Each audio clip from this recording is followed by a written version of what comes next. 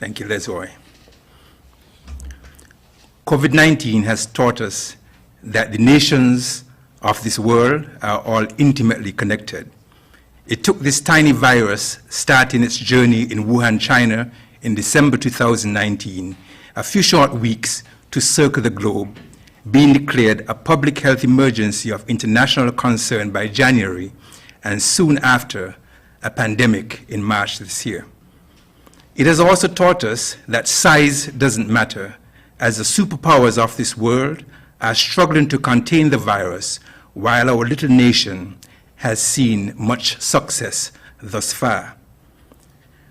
We have also learned that to succeed in this fight, we all have to work together as a unit with a laser focus on the task at hand, remembering that no one is safe until everyone is safe. Daily, we hear of agonizing milestones being reached as the number of persons infected globally continue to rise, along with an ever-increasing death count. To date, you just heard that there are more than 58 million persons infected and 1.4 million persons dead. We all expected or hoped for a quick solution to this crisis. Some prayed for the virus to go away like the seasonal flu so we can get back to the lives that we knew pre-COVID.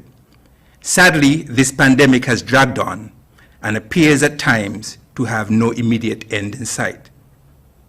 Because of this, COVID fatigue has set in, and persons are getting tired of being cooped up and careful and are desperate to return to the old norms. The virus has not shown any signs of fatigue, however, and is still seeking out new persons to infect and lives to claim. We therefore cannot pretend that the pandemic is over and that the virus is less dangerous now than it was in March. We are still in the middle of a global crisis. Despite this stark reality, we hear complaints daily. Why do we have to always wear a mask? Why are we demanding a negative PCR test 72 hours before arrival? Why are we insisting on a 14-day quarantine on arrival when other countries have a shorter period, just to name a few? We insist on these standards because they are based on science and have been proven to be effective. Just because one doesn't like the protocols and restrictions does not mean there is not a problem that still needs our undivided attention. These protocols are the reasons why we have remained a country with a low case count thus far, with no current hospitalizations and no deaths to date, and have made us an attractive destination to others. With our borders now open and as planes land at RLB and the ships pull into our ports and our returning nationals and visitors disembark, so will the virus that causes COVID-19. That is why we had case 20 on Saturday and cases 21 and 22 today. If we let our vigilance wear thin, we can expect to see an increase in spike in our COVID positivity rate and an overwhelming of our healthcare system, as we will be unable to capture and contain these cases when they arrive, leading to viral spread in our communities. We need not just focus solely on the increasing case numbers, however, but the containment measures as well. We have reached thus far in this fight as a nation through our collaborative efforts with the all-of-society approach, and should not let complacency set in and erode the gains we have made in containing this virus. A progressive cutting of corners in this fight will not bring back tourism and a thriving hotel industry. A progressive cutting of corners will not return us to the norms we were accustomed to pre-COVID-19 in a hurry. We have to first get through this wave with everyone alive and well, with the hope of building a brighter tomorrow when we have conquered the virus with an effective vaccine. I do understand the frustration when people say they want to get back to the old norms. I too want to get back there. Every single member of the task force wants to get back there, but it does not mean that we should ignore the risk posed by COVID-19 and abandon the fight. With the virus back in the Federation, our precautionary vigilance must be even greater now. We must do all we can to prevent the spread of the virus and prevent it getting a safe haven in our homes, churches, schools, and workplaces, leading to community spread.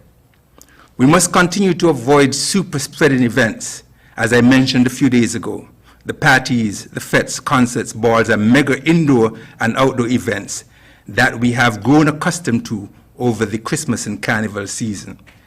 These crowded, close contact events have delayed consequences. An asymptomatic carrier at one of these events can give you the virus to take back home to your loved ones.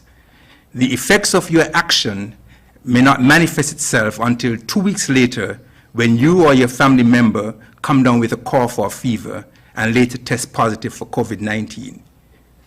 You may recover as your immune system fights off this virus, or the virus can win the fight, as we have seen it done so often in other countries. Don't make yourself associated with our first case fatality. When you put yourself at risk by attending these events or dropping your guard, you put others at risk, and many times it is those who you love.